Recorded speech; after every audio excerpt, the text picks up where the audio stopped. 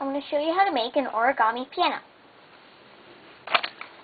All you need is a square piece of paper and something to write with, but I'd rather have it black.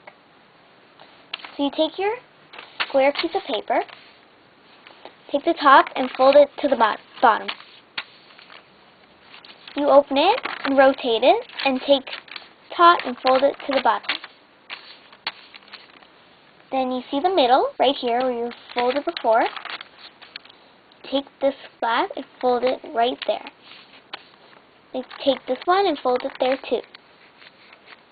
And then you take this, you open it like that. You see this triangle? You push it down. Then you do it again. You open it on the triangle and push it down. You'll have that. And then you take this and fold it all the way up to here. And then you take this and fold it up there too. Then you take it here, fold it to the middle, take it here and fold it to the middle. And then that will make it stand.